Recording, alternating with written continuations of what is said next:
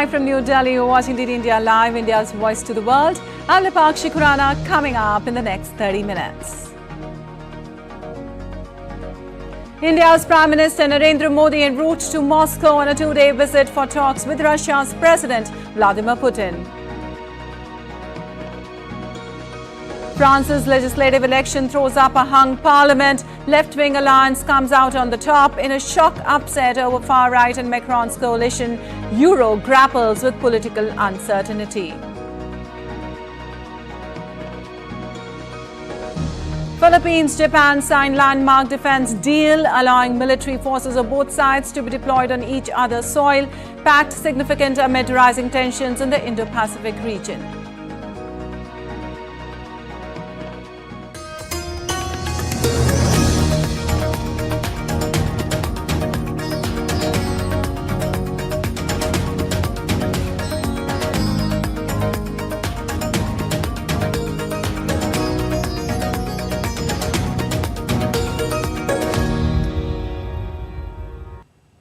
To the details now. India's Prime Minister Narendra Modi's visit to Moscow starting on Monday will be his first visit to Russia in nearly 5 years. He last visited the country in 2019 for an economic forum in the eastern Russian port city of Vladivostok. Jessica Taneja reports for more from Moscow. Indian Prime Minister Narendra Modi will pay an official visit to Moscow on the 8th and 9th of July. He will be arriving in Moscow in the afternoon on 8th July. President Putin will host a private dinner for the Prime Minister on the day of arrival. This visit of Prime Minister to Russia is in the first place resumption of the annual summit between the leaders. Second, there is a very multifaceted relationship between India and Russia. So we expect discussions between the leaders to cover all those aspects, both bilateral issues and dimensions of its relationship, but also the regional and global issues of mutual interest will be discussed. The next day, Prime Minister's interactions would include an interface with the Indian community in Russia. The Indian community is excited to welcome the Prime Minister in Moscow. From the Indian diaspora, we would like to take our relation on the next level on cultural, the personal relations and everything. I'm very much looking forward to meeting Honorable Prime Minister Narendra Modi. Of course, we have just seen him on the television. So for the first time, we'll be looking at him live in person. And have a very fruitful conversation with him. I'm really looking forward to our Prime Minister, Mr. Modi's visit to Russia. He's already been here several times, but this time it should be special again for me and for Indians diaspora. As part of programming elements, Prime Minister will also lay a wreath at the tomb of the unknown soldier in Kremlin. Later, Prime Minister will visit the Rosatom Pavilion at the exhibition venue in Moscow. These engagements will be followed by restricted-level talks between the two leaders, which will then be followed by delegation-level talks led by Prime Minister and the Russian President. The Indian Prime Minister last visited Russia in 2019 for an economic forum in the far eastern Russian port city of Vladivostok. He last travelled to Moscow in 2015. During his last visit to India, Russian President Vladimir Putin had said that Moscow works with New Delhi in the technical and military sphere like no other country. He said Prime Minister Narendra Modi is a time-tested friend. This visit is aimed at reinforcing those ties and also looking at diversifying trade ties beyond the defense and energy sector. This is Jessica Taneja with video journalist Shubham in Moscow for DD India. Well, Jessica Taneja spoke to Dr. Ivan Nikolaevich Timofeev, the Director General of the Russian International Affairs Council of Eurasian Security, Civil Nuclear Energy and Alternative Energy Pacts that may either be signed or discussed during the visit. We have with us Mr. Ivan Nikolaevich. He's the Director of the Russia International Affairs Council. Thank you, Ivan, for speaking to DD India. Prime Minister Modi will be here to meet Vladimir Putin and in Russia after 5 years. How do you see the relationship currently and what does the future have in store? Well, I believe that the visit of Prime Minister Modi is of paramount importance due to the dynamic of our relations with India. They are on the rise, actually, especially in the economic sphere. And I believe that the economic realm is now one of the major topics of the dialogue along with the traditional political issues like the future of international orders, like the security situation in Eurasia, etc. Talking about the civil nuclear program between the two, can we expect more on that front as well? Well, yes, we already have quite a huge background of cooperation in the nuclear area, and yes, we should anticipate further development here. One important thing is that Russian nuclear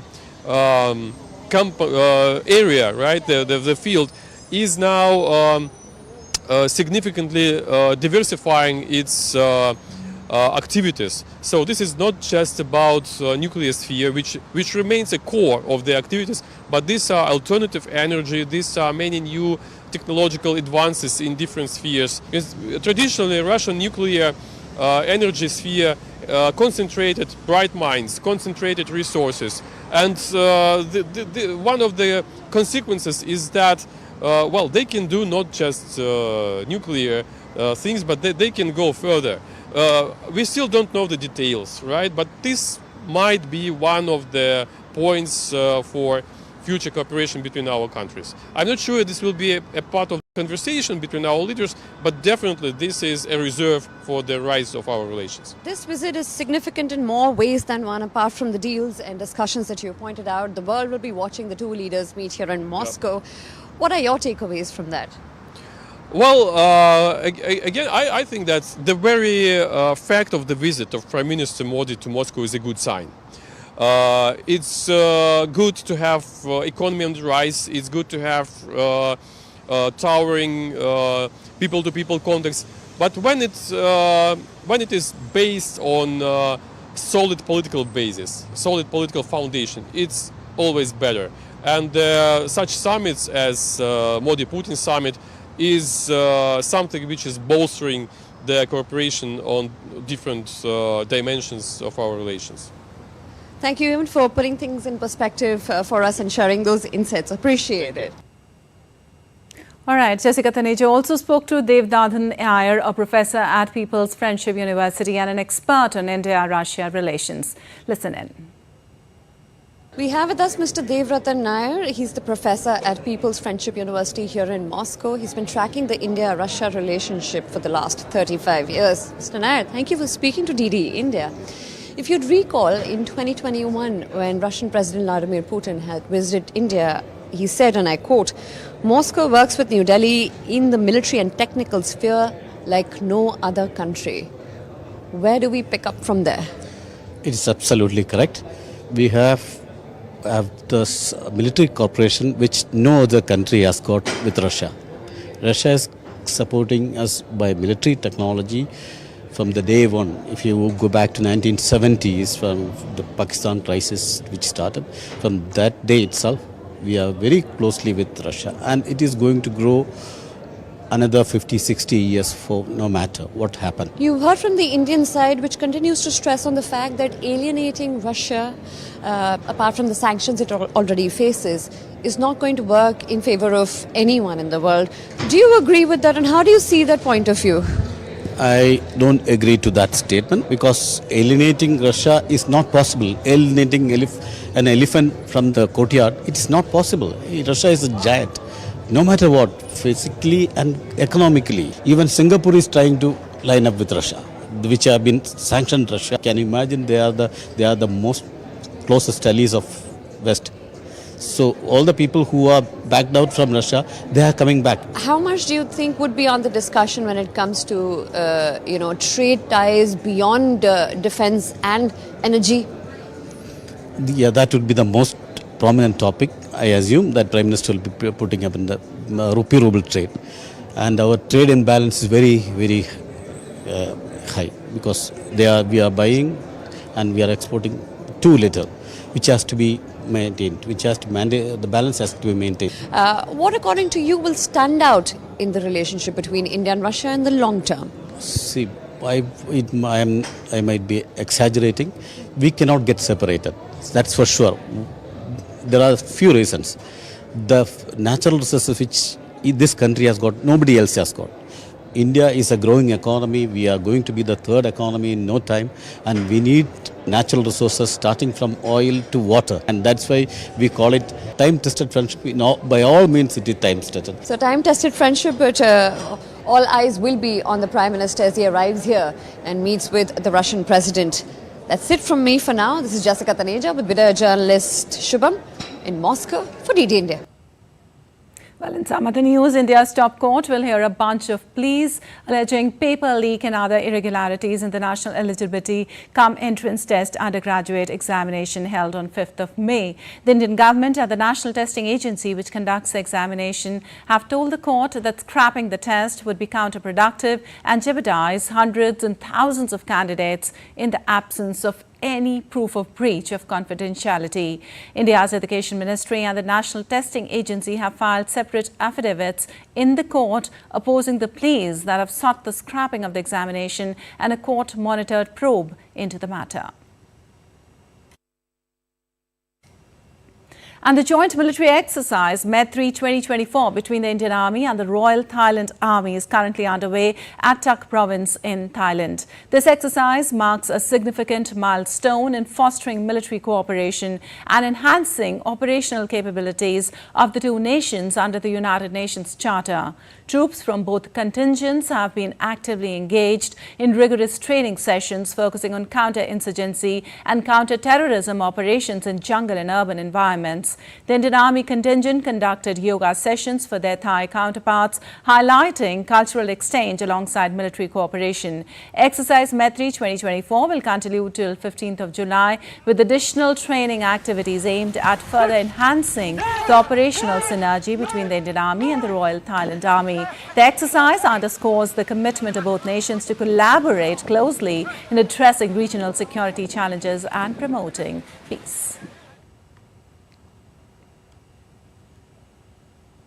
And now let's take a look at what else is making news in India.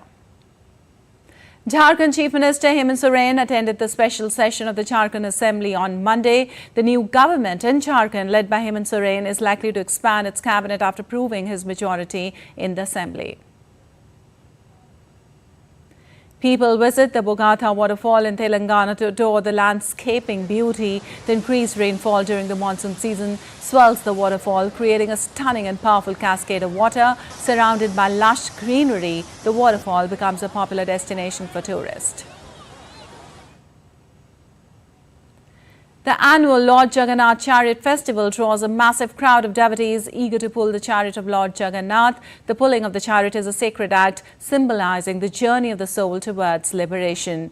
Devotees from all walks of life gather to take part in it, seeking the blessings of the deities.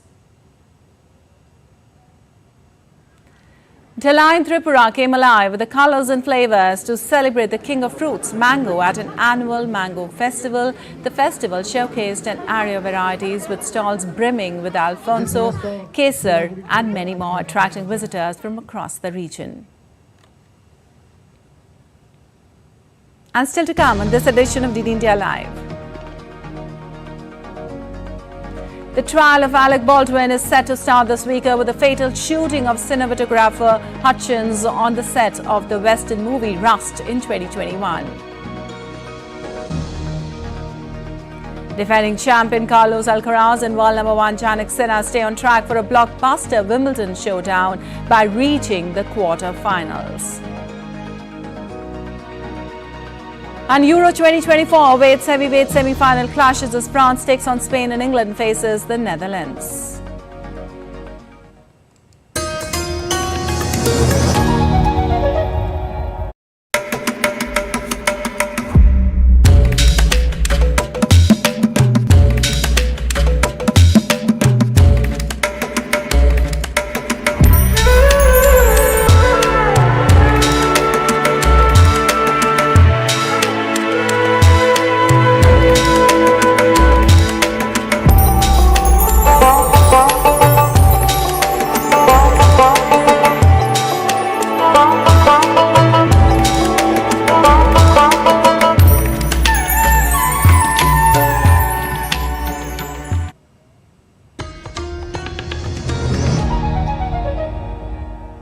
Welcome back. You're watching DD India Live. I'm Vipakshi Kuran, and moving on, France's left-wing coalition is projected to win a surprise victory in the country's snap legislative election. The new Popular Front is on course to win the greatest number of seats, but will likely fall short of a majority.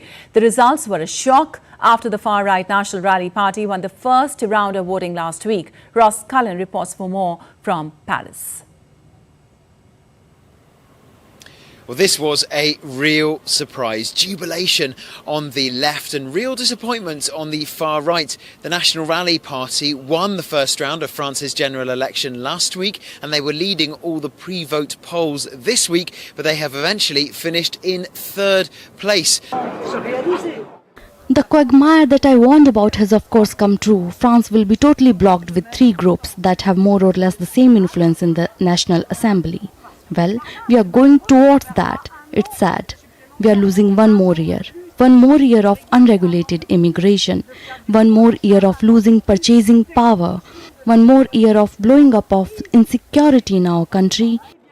Emmanuel Macron's party managed to claw their way back from finishing third in the first round. They will now be the second biggest grouping in Parliament, but the success of Sunday night was certainly for the new Popular Front, the left-wing coalition of four parties which will have the greatest number of seats in Parliament.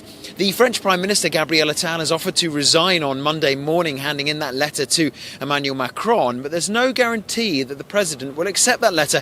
He may ask Mr Attal to stay on through the Olympic Games and throughout the summer to try to provide some semblance of political stability, but eventually the voices from the winning left-wing coalition will grow very loud in Emmanuel Macron's ear, demanding that he appoint a left-wing Prime Minister. Now the will of the people must be strictly respected. From now on, no tricks, backroom deals, nor combinations would be acceptable. The lesson to be taken from the vote is definitive. The defeat of the President and his coalition has been confirmed with clarity. The President must give in and admit his defeat without trying to get around it in any way. The Prime Minister must go.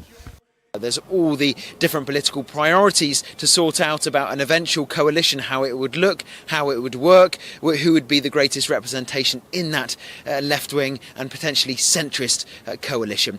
For the far right, they lamented the fact that they say a lot of the reason for their loss was the fact that they were subject to what they described as dangerous electoral arrangements. These are the loose agreements between the governing centrists and the left-wing opposition on Sunday not to run candidates against each other, to run the greatest risk of splitting the anti-far right vote. They wanted to coalesce all their support around one anti-far right candidate, and that strategy seems to have worked. The far right leader Jordan Bardella did say, however, that he wanted to hail the success of his party in gaining the greatest number of seats the far right have ever had in the French Parliament. One thing is certain, there will be no easy fix when France has a hung parliament. Ross Cullen in Paris reporting for DD India. Well, French Prime Minister Gabriel Attal has announced his resignation following the surprise results. In a speech after preliminary results, Attal said he'll submit his resignation to the President Emmanuel Macron on Monday. He added that he was ready to remain in office as long as duty requires, with the Paris Olympics due to begin in 3 weeks. Gabriel Attal was appointed as Prime Minister by President Macron in January this year. At the age of 34, Attal became the youngest Prime Minister in recent French history.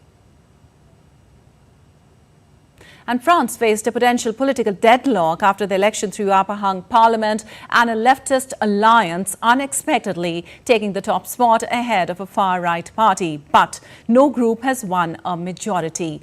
Joy and relief swept over the supporters as the leftist alliance called New Popular Front defied surveys and took the top spot. Thousands of demonstrators gathered in Paris to protest against the far right.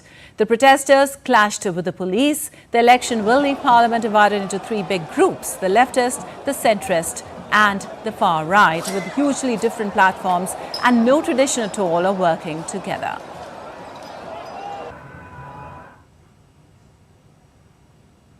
Well, the euro slipped on Monday as France heads for a hung parliament, spawning fresh uncertainty over the country's fiscal outlook. The loss of the far right was something of a relief for investors, though they also have concerns the left's plans could unwind many of President Emmanuel Macron's pro-market reforms. Well, the French system is complex and not proportionate to nationwide support for a party. Legislators are elected by district. A parliamentary candidate requires more than 50% of the day's vote to be elected outright. Here's an explainer on how the French system works. France faced potential political deadlock after elections on Sunday threw up a hung parliament, with the leftist alliance unexpectedly taking the top spot but no group winning a majority. So how are the powers divided between the president and the prime minister in France? It is a very complex structure of forming a government. France has an elected president who is elected in a two-round system requiring majority support of the population and serves a fixed term, but it also has a prime minister, making it a semi-presidential system. The prime minister is appointed by the president, but it is based on who controls a majority of seats in the parliament. As such, the president might have a prime minister of their own party, but could also have a prime minister of the opposition. The French call this a system of cohabitation. France has a bicameral legislature, but the chambers are highly asymmetrical. The first chamber, the National Assembly, which is the one currently being elected, is the one with most power. The second chamber, the Senate, is indirectly elected and is far less powerful than the National Assembly. France is also a unitary state. While it is divided into departments, the departments do not have the kind of local governing autonomy that US states have. There are 577 seats in the National Assembly.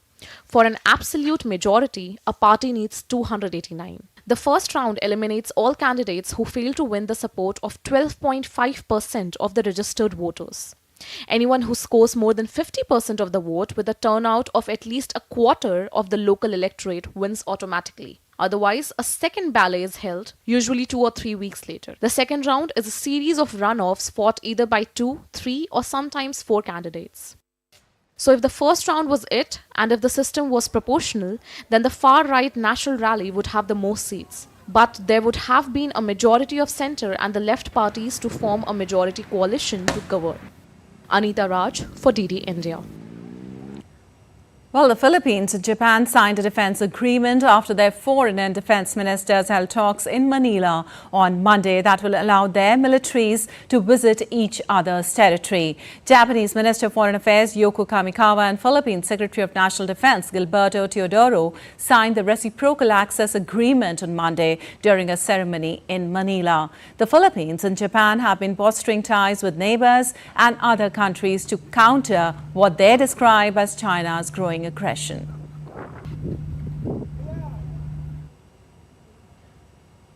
And Alec Baldwin is set to appear in court this week over the fatal shooting of the cinematographer Halyna Hutchins on the sets of the Western movie Rust in 2021. The film's armourer, Hannah Gutierrez-Reed, was convicted of involuntary manslaughter in April, the same charge that Alec Baldwin wins. And now to news from the world of sports.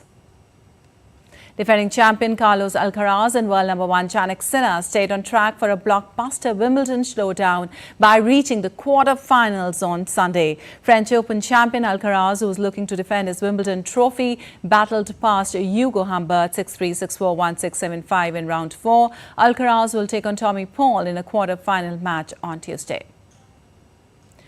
Meanwhile, Italy's Sinner, who could face Alcaraz in the semi-finals in a rematch of the Roland Garros meeting, was equally impressive in a 6-2, 6-4, 7-6 win over 14th seed Ben Shelton. The 22-year-old will next meet 5th seed Daniil Medvedev on Tuesday. The two last met each other in January when Sinner beat Medvedev to win his maiden Grand Slam title at the Australian Open.